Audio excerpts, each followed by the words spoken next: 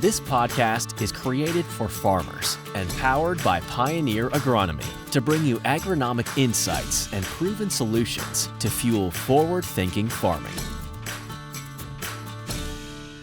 Hello and welcome to another edition of the Indiana Pioneer Agronomy Podcast. I'm Carl Joern, field agronomist from Northwest Indiana and Northeast Illinois, joined as always by my colleague and co-host Brian Schrader in Northeast Indiana. Brian, how do you find yourself today? Very good. Excited for our guest. Lots of things going on in the field that pertain to her expertise, and so I'm excited to ask some questions and learn some things about all things crop disease today, Carl.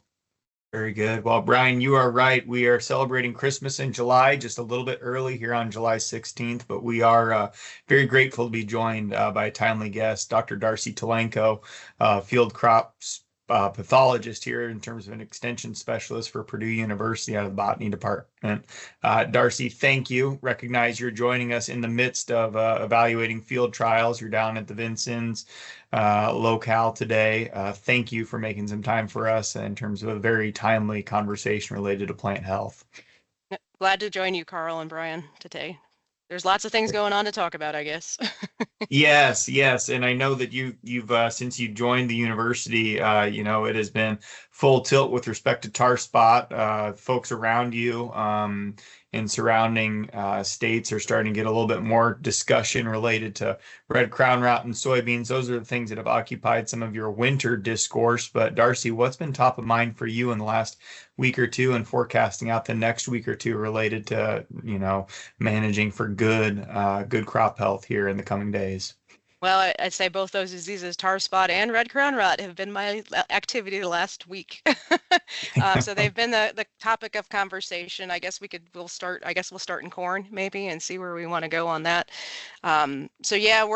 We're scouting for tar spot, I guess, and you can see, we have the maps out there, and you can see that we've activated a lot of counties in Indiana and across the state now. I mean, I just turned on Knox County here where I am in Vincennes, where I had a cooperator send us samples on that. So we have confirmed tar spot, and I will say we're monitoring also for southern rust in corn, and I suspect we'll be getting some samples in. if you look at that map, I've kind of turned into suspect counties that we might be waiting on a sample for that as well. So diseases are a topic of right now, and I guess my first thing when growers are thinking about what to do in their corn, my first question is, where is your corn and how good is it growing? That's the biggest concern right now, and that's the biggest question I've had on do we pull the trigger on fungicides because we found tar spot? Yes. Let's maybe start there, Darcy. These counties are getting turned on. It feels as though every year it's earlier and earlier in terms of folks finding it. Depending on where you are in the state, you might feel as though you got maybe a lesser crop that you started with due to delayed planting, maybe less than satisfactory stands. And then where you did get the crop put in timely, maybe we're running out of rain here and staring down a favorable forecast in terms of, some extra shots of moisture, but maybe we're not looking at that bumper crop across the state in general. How would you coach folks to manage that fungicide decision as we're looking at $4 corn and the cost of making a fungicide application these days? It's no small investment at this point. No, exactly. And so I guess I'm telling folks to use the tools to make that informed decision if you want to pull the trigger. So I would say, you mentioned it started earlier and earlier. It really isn't earlier. I think we're looking more and finding it where we're supposed to be finding it. So we did turn the state on here June 11th, which was last year. We turned it on June 12th, and that is in our research plot. So I want to give a caveat on, it was my April planted corn on continuous corn, no till. So I pushed the envelope there. That is where we found it. That disease spot, it is not progressing because that's also now my worst looking corn. We need water. So I need that rainstorm to move through on that corner just to get the corn to grow. That being said, there are other areas where I've been in corn and it looks beautiful. So I'd say the center part of the state, central Indiana, and I think both sides of it, east and west, where they've had good moisture and the corn's, at full silking stage right now, those are the areas that I would target on scouting. So if I'm thinking about making an informed decision, we have our maps turning on. So yes, we have active tar spot, but use those to say, yes, I need to get out and scout. And then I would be scouting at late vegetative tassel silking to see if I can find any disease. And then we also have well, we no longer have the Tar Spotter app, but we have a model risk website that you can share that's almost a one-stop shop. So it's not only got the model for tar spot, it actually has a gray leaf spot model. And then on the soybean side has white mold and frog eye. So all those models are in a one-stop shop. And so looking at tar spot, the model was high. And so if I look 3 weeks ago and we're finding tar spot today, 3 weeks ago, we probably had the right conditions for the disease to get started. Now that we have areas that are dry, maybe we need to hold off. But then again, there are fields that are at silking and they're finding tar spot in the lower canopy. In those fields, I would be ready to trigger, yes, we need to go the next couple weeks to get a fungicide out. Darcy, if I may, Brian Schrader, you may or may not be aware, but the picture that you would have received at our last diagnostic training here last week, he would have been the individual that helped John Peacock there on the east side of the state find that tar spot that we would consider an exceptionally advanced stage for what we thought development was here. Brian, do you want to maybe share with the audience and for the good of the cause what you found? Yeah, certainly. As folks know from last year's podcast episode, the area in Randolph County, so Winchester, Indiana, for me was a hot spot. To Darcy's point about timing, last year, I believe the sample that we sent into her was, I believe, July the 9th. And I was down there, and this was on the 10th when you saw those photographs. So timing wise, it was much more evident, but as you point out, I think I'm better at finding tar spot this year than I was last year just because of experience. And so we looked all over Randolph County, Carl, because we knew or expected it to be a hot spot. Interestingly enough, it was isolated a week ago. We were able to find some, but it was late in the day. I know since then Darcy has been back, I believe, to Randolph County and have scouted, and we have absolutely confirmed that tar spot is in the Winchester area because of her visit late last week, I believe it was, again. And so it's progressing. I think, Darcy, my question, and I think we actually maybe had that conversation with you or John did, was you've got these variable planting windows because of the environment on the eastern side of the state. So as you talk about, you've got corn that is at maybe V10 right next door to somebody that's already at R1. And so that timing's a little bit different, but the infection rates that we're seeing doesn't seem to change from field to field. How do we kind of think through that developmental difference? Because we do all recognize the importance of trying to delay that application as late as we can to try to extend the coverage. How do we think about that difference in planning date and development stage when we're trying to decide when to go ahead and pull the trigger on a fungicide application? I guess I'm going to think about it come from two different angles. I'm looking at when we want to spray our fungicides, we want to protect those leaves that are feeding that ear.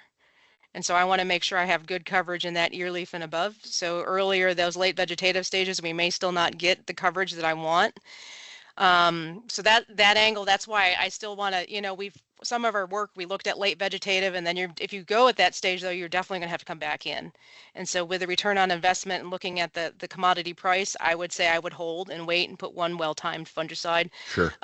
So in my work, nothing has failed me when I sprayed at VTR1. Right. I haven't come in too late then. Where I've seen the failure and waiting too long was when we waited, if we were waiting to R3 and we missed it was active in that canopy earlier. So that's kind of where I'm willing to push the envelope a little later because of the commodity prices and the cost of fungicides and I would wait to do that, to pull the trigger on. So if I'm finding it in that VT10 field, I still might wait to spray till we got to tassel and silking. Okay. Even in my plots here, so I got data that I showed from last year where, we found tar spot, we continue to find it, and I still didn't spray till that tassel silking, and I still got decent control. Even in two different plantings in that one location, I'm still seeing that's the control I want, especially since we know the disease is coming in, going to really ramp up later. And if it gets active, it's about R3 when it really turns in the field, if we have good conditions for the disease to take off. So we've seen that consistently. About R3 is when that exponential stage will increase if the disease is there. Some years maybe it didn't come in until late, so we don't see it explode because we didn't have activity. But with seeing what we've seen in the field already there in Randolph County, I would be thinking if you're at silking, I'd be thinking to get a fungicide ready to go on that. If you're going to pull the trigger and go earlier, then you're definitely going to have to come back in. because we're not going to make it. And so then I know even at that silking stage, we still may think about a later application, but I think you can make a decision later on in the season on how the season's progressing. And do we still have really good corn out there? Are there yields? Are we getting high yield potential that we still want to protect some of that? But I guess that's where I would land on making a decision to spray or not spray. Darcy, and I may be wrong and we may change our mind, but I think I want to save it and go at that tassel silking stage as well. And there are other reasons too, I guess we could talk about too. Yeah, well, let's dive into that, Darcy. I'm guessing we could be referring a little bit to some other diseases in the spectrum. We're not just managing for tar spot to raise a bumper corn crop. Maybe let's lean into that. Why do we have strong conviction with that R1 timing? Well, so for R1, I mean, if you're worried about mycotoxin contamination in ear rot, that's the timing. The green silk's timing is the one we target if we're going to use a fungicide for that disease. If I look at our other diseases, so I know we've seen active gray leaf spot and northern corn leaf blight in some of our plots, and that timing still for those is the VTR1 timing that's been best for those as well. So kind of a way to encompass all the diseases at once is to do that. I would wait until the silking stage to get those fungicides out. And so as most of them generally will cover, there may be some different discrepancies in whether they're good or very good for a different disease, but again, they'll help protect more diseases at one time than just targeting tar spot only management. Okay, wonderful. If I could, I'll paint a couple of examples, and you help this imaginary farmer walk through how to make a decision. We're approaching silking in a field. Tassels aren't fully extruded yet. And I just found one of the stromas of tar spot in the lower canopy. Is this where I'm calling my local retailer and saying, I need this sprayed now? Or is this a monitor over the next week or two and, see if you have that next flush of spores and you're waiting for kind of that second part of the cycle, 18, 21 days later? Do we want to catch it when it's you just got that very first stroma out there, Darcy, or do you want to see that second kind of, it looks like you took a paintbrush and you fleck the tar on the leaves, or a third door in terms of an option here? We were talking about the physiological development of the plant. We're approaching silking, so we're already in that sweet spot. How do you wade into those waters? How do you advise this imaginary farmer in this particular situation? Well, we don't want to wait for the taking a tar and splattering on the leaf. So I don't want to wait till you got 5% in the canopy. We miss it. So there's a range in there. I can see it gradually increase over time.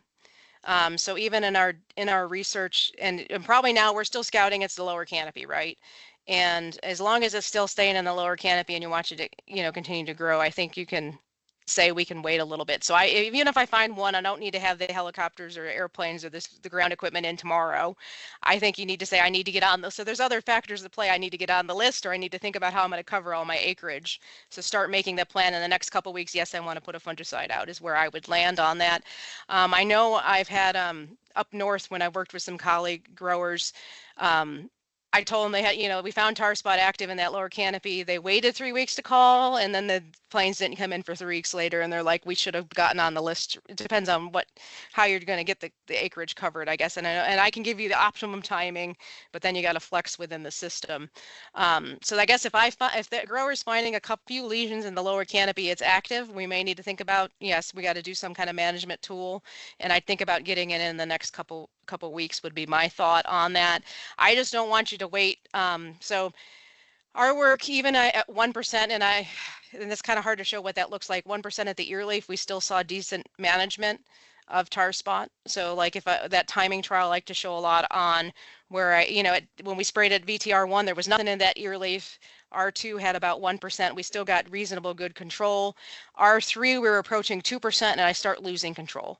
And so if I got 1% at the ear leaf, that tar spot is all over that field and on that lower canopy. So it's already pretty active and you've been seeing it. So I think you can still say, watching that lower canopy, are we seeing it creep up? Just like we watch for gray leaf spot, is it creeping up? Do we need to protect that upper canopy? Particularly in those fields. So these are in fields that have had a history, and I would say most of our Indiana fields have had some history of tar spot in that field. So it is going to come up a little bit from the bottom, is watching those lower leaves to make the decision, okay, it's here and it's active.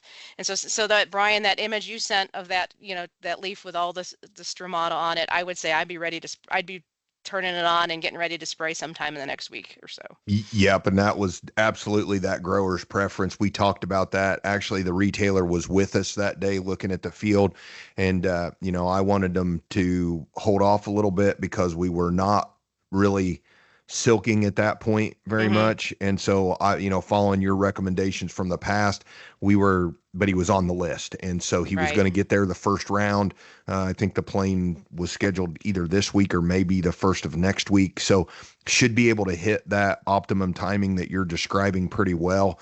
But we were just a little too early and a little bit low in the canopy to feel like it was an absolute must do that day or the following day. And that's what I think. Yeah. If you're out early, these early sprays are giving us some time, and we can see that it takes about a month from our first vines to really ramping up when it's starting, like that June aspect of that. If we had good conditions in penny, we'd probably getting close to tassel silking, and we'd be thinking about putting our sprays out now, and we'll probably still be ahead of the game. It's just if you're not getting out of the truck and looking and not finding it and driving by, then you probably will miss it sometimes. Yep. Perfect. Okay. Find it, monitor, be prepared to spray when it makes sense. Excellent. Yeah. Okay. Darcy, maybe transitioning a little bit, you mentioned southern rust and maybe some suspicions in terms of it being in the southwest corner of the state. It certainly looks by the IPM pipe monitoring website here that you can find it all along the Ohio River border. So it's fair to suspect maybe in your visit today, you might be doing a little bit of extra scouting looking for southern rust. Is that a fair assessment? Yep. Before we leave, I'm going to look again here in our plots to see. But that's my note on southern rust, is be out looking for it. For me to turn on any state or any county in the state, we actually need a sample set into the clinic. So here I'll PR a little bit of that. All Indiana samples, corn and soybean, will cover if you submit it to our diagnostic lab at Purdue. And so that helps us track what's going on and keeps it better. And I think as we get the word out, that's why the maps turned on earlier, is more people are sending me pictures and samples in that we can really track and see what's going on as well. But that's the one, even with southern rust, and they both landed about the same. If you look at our charts for spraying for both southern rust and tar spot, we both kind of say if you find it late vegetative, maybe or not spray.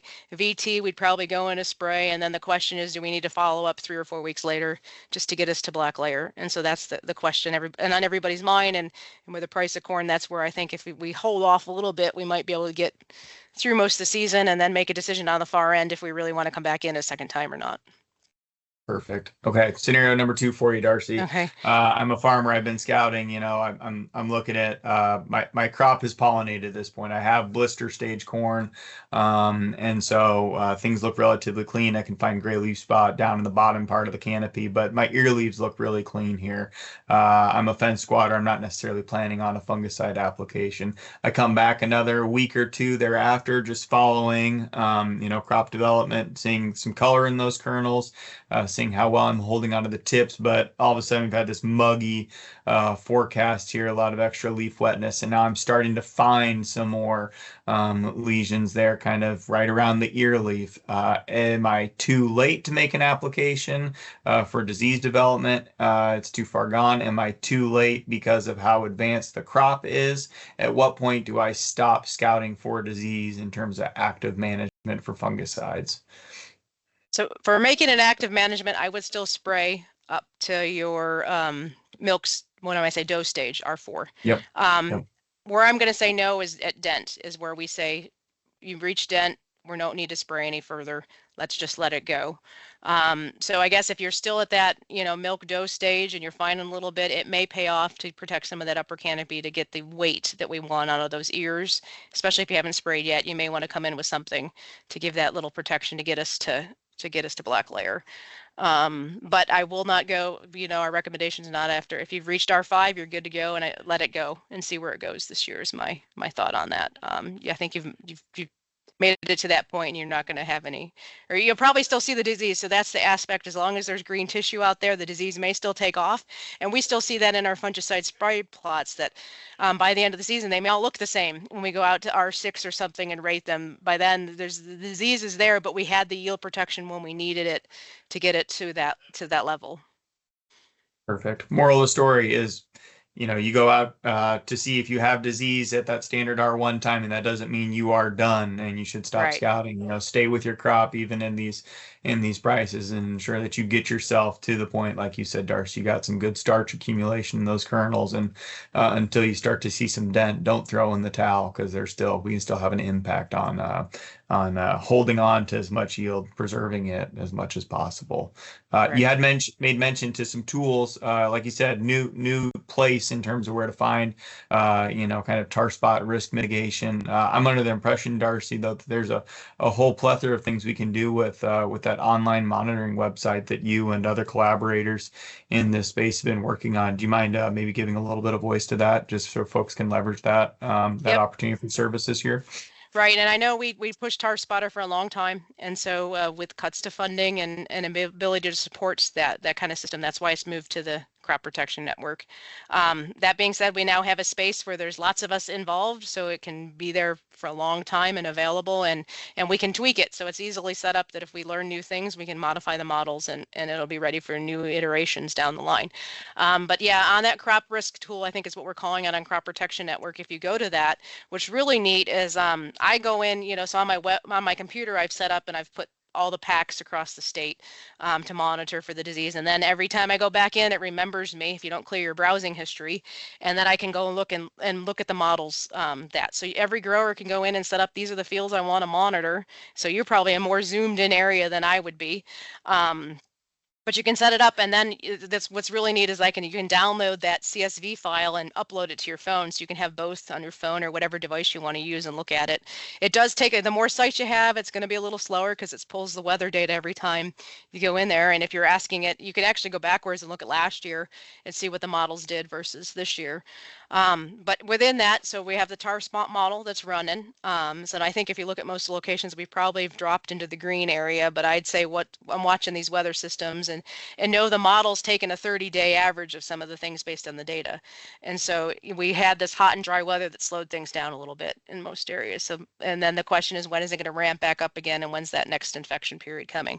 There's also a gray leaf spot model, which has been run in red if I look at the state. And if I look around, that's the disease I'm seeing a lot, is there's a gray leaf spot in the lower canopy. So if you have hybrids that are susceptible, maybe that's the disease you got to monitor. The other one is, so there's soybean side of things, the white mold models there.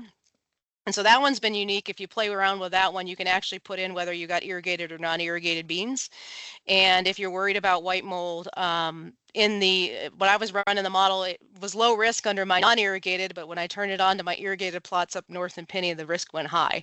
And then you can also change the row spacing on that, because we're looking at the microenvironment. Is it conducive for the spores to be released and infecting the flowering period? So then, if you were into that situation, then you can say, okay, the risk is high. Yeah, I need to pull the trigger on protecting my soybean flowers, because that's the area, whenever we have flowers, that's where white mold is getting in. So we won't watch for white mold. If we see white mold, it's too late. But we're watching to see if the conditions and flowering is there for that disease. There's also a new frog eye tool. I would say that one's more, I would say, a beta version. We're looking at it. I just triggered a spray at our acre site where we hit 40% there for that. And then we'll be doing a 50% spray and a 60% spray to see where they line up. If we get frog eye up at acre, maybe we found one little frog eye out in the plots, but just down here in Vincennes, I was just telling Brian before you came on, I was a little shocked at the amount of frog eye in the lower canopy in some of my plots before we get ready to spray. I mean, it's high. Usually I don't see it to the end, and we get very low frog eye usually. I'm usually the low to no site when we merge all our data, but I got some frog eye going on, so we'll see what that turns into here after we finish spraying in a couple weeks when we come back to look at the diseases. Awesome. I don't know if I answered your question. I went off perfectly. On a tangent. Perfectly, Darcy. I think that illustrates just all the tools that are in that Crop Protection Network suite. So for folks that are following along, go to cropprotectionnetwork.org /tools, and that will give you a landing page of some of the stuff that Darcy was just talking through there. And to forget it, I talked about the models a lot, but there's also, there's a corn fungicide ROI tool. So you can go in and plug in if you're high risk, low risk, and you can go change your numbers. If you get a certain product at a certain price point, it'll run it for you on your farm to give you an idea of what would be the net return and what are the odds in getting that return back. So that's based on our university data that we run uniform trials across the country on. So that's available. And then the white mold one just came live. So there's a new white mold ROI tool available looking at those fungicides used for white mold control that you can run those numbers as well. So there's, looking at fungicide ROI, there's also the efficacy charts available, and there's a tool that'll actually sort them for you too, and you can rank them, and it'll pull up the different rankings on the different products based on our university data. So there's multiple tools, and we keep adding more. I can't keep track of them all. There's actually now also and I think that's under the resources tool where the maps are. There's also a resource that's like a crop scouting tool of Crop Watch, I think is what it's called. And in addition to sending samples to your clinics, those would also, like when I fill the tar spot map on, that's part of that Crop Watch. It brings it up on that as well. But also growers, if you're not, if you don't have quick connections, you can actually submit sightings there, and it sends it. And so if it came out of Indiana and you say you found tar spot per se, and you submit your picture, I will actually get the email to look at it to validate it. But on a side note, if I go in and say I can't tell from that picture, be ready to send me a sample, because then I'll tell you to send me a sample into the clinic. But again, there's lots of different tools that we keep building out on the Crop Protection Network. So it's kind of a very useful site of everything. When I talk about disease severity, what does 1% tar spot look like? There's a tool in there that you can play the game and see how much disease is on that leaf, and give you an idea of what I mean when I say 1% versus 5%. Very good. Well, definitely bookmark that page for the other folks that are listening here. Darcy, we touched a little bit on soybean disease management, as I kind of had run some numbers in terms of when we'd be entering kind of those different growth stages here on soybeans. A lot of the northern part of the state, that had conventional planting dates were right in that R3 developmental stage. Oftentimes you'll see research that supports that later R4 or later R3, going into R4 in terms of fungicide timing. Any commentary related to soybean fungicide decisions for 2025? Right. So when we're talking R3, R4, or R5 for foliar, that's foliar fungicides for the foliar diseases. I just want to emphasize, not white mold. And so, that's what we're spraying here in Vincennes, is we've hit our good solid R3. So that's what's going out right now. And then we actually have some treatments that'll come back and do R5. So we'll be looking at those. And we're still running some of that timing aspect in some of our university trials. And I apologize for the noise in the back if that you're picking up. I don't know if you can cut it out or not. All right, good. So you can cut that statement out. So back to it. Yeah, so R3, that's what we're trying to make a decision. Do we need to put a foliar fungicide out for soybean foliar diseases? My gut lately, a lot in Indiana, and I haven't seen a lot lately. Soybeans are usually quiet for me. And so that's where I would be out looking. So we front and frog eye in our lower canopy here in Vincennes. That might trigger me if I know I got a susceptible variety that, I'm going to need to put a fungicide out, because that may ramp up, especially if this rain comes through and we start having these humid conditions. But those are the things I would look at for putting out a foliar fungicide. Those are the diseases. So frog eye is our main target here in Indiana. It'll probably catch a little septoria, but usually that's not really ramping up to cause any yield losses in Indiana. It's active, but it's and then maybe a little bit of Cercospora leaf blight if we see some of that in some fields. Those are the three, I guess, the targets would be for our foliar fungicides that I think of. And then on the white mold side, it's flowering. So at flowering stage, if you have a field that has a white mold problem, that's where we're looking to put a protectant out for that. Yes. Yeah. Got to prevent, can't cure that disease. Right. Yep. We're discussing foliar diseases there. Let's move over to stem diseases, and maybe we can touch a little bit on red crown rot and any thoughts in that department, as many folks are still getting initiated to that concept here. Well, I've been in fields that I've been shocked at this last week with red crown rot coming in. Okay. And so it's starting, I guess, and we're already starting to see the lower symptomology of that crown that has that bright red color discoloration. The field I was in last week on Friday, and we took a whole bunch of samples. It had different seed treatments, trying to evaluate some of those seed treatments. But I was looking at where we just had a base with no targeted fungicide on that. It was pretty rampant in those areas where we know we had a history of red crown rot. And the beans were just at our full R2, full flowering, maybe getting ready to go into pod development. But the root system, I was just shocked. And I may have, maybe when I get my Pest and Crop newsletter article, I'll share the loss of the root system already that is in those beans. I mean, we didn't have we dug them up, but there wasn't much to dig compared to sudden death syndrome. And so that's what I really want to emphasize to the guys now is you start seeing those pockets that you might say, there's my SDS pocket.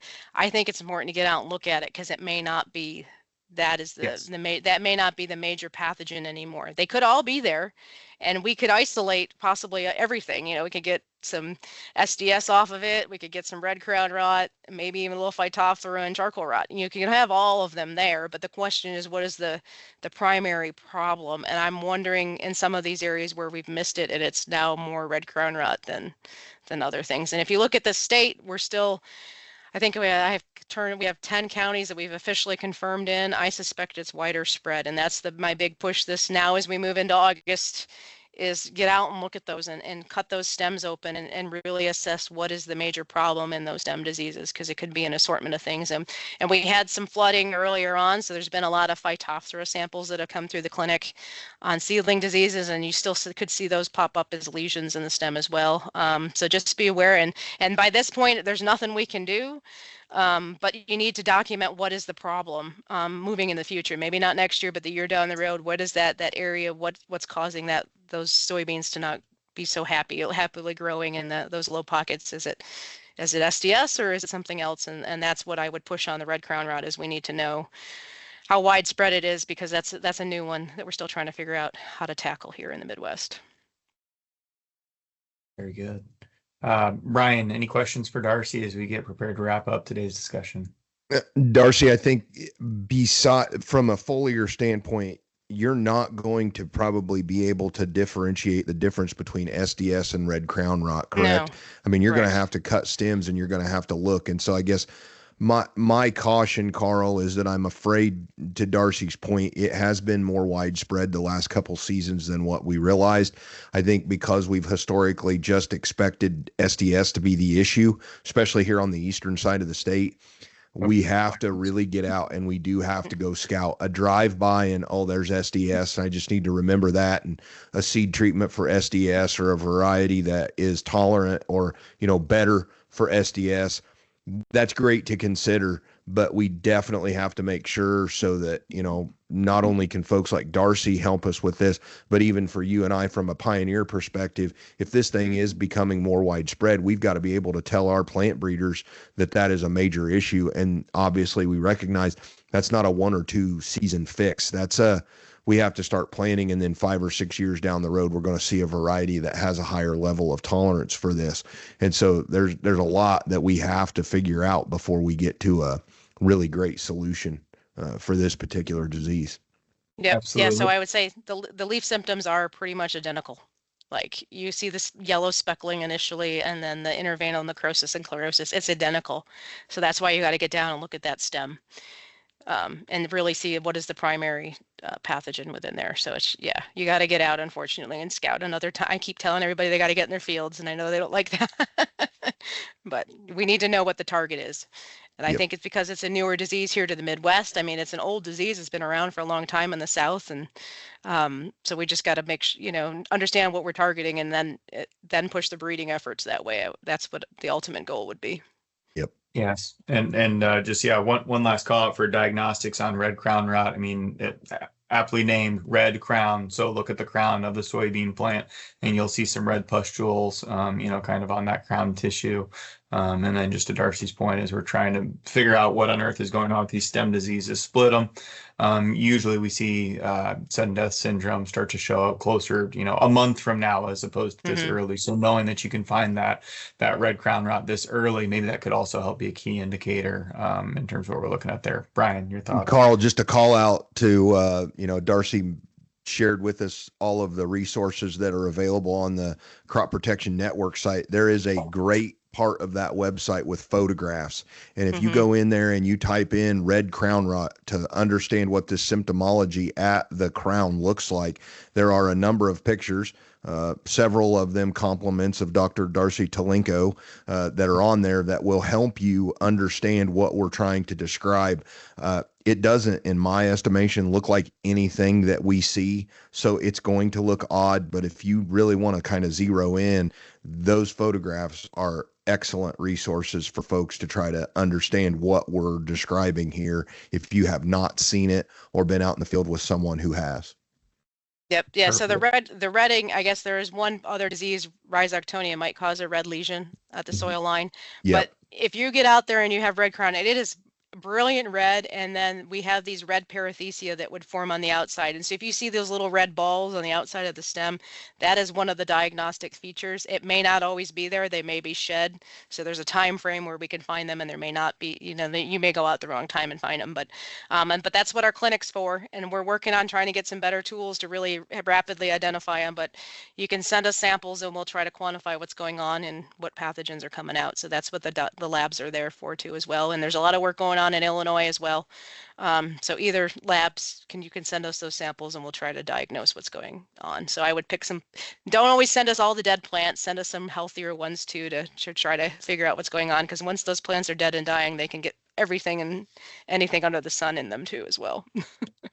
Perfect. No, this is, for the audience, I'm having an aha moment here as I received some samples from Kankakee County, Illinois, last week, and we're kind of walking through troubleshooting, trying to make that diagnosis from afar. And Darcy, just to your point, I had stunted plants, very poor root system, could not describe it all, the topography, sitting wet or anything of that nature. And I said, well, I'm curious, maybe we could get a rhizoctonia diagnosis out of this red crown, rotted tissue. And even for an agronomist that has studied and we're having a conversation, the light bulb just went off for me here. So I'm wondering if the diagnostic lab will confirm that for me this week. But just exactly what this type of discussion is for, trying to keep things in front of folks as they're making management decisions for 2025, or as you rotate back into that crop come 2027, depending on what we have available to us. So Dr. Telenko, thank you so much for the time today. Recognize that you are about as in high demand as you can be for your annual schedule. And thanks for making some time for your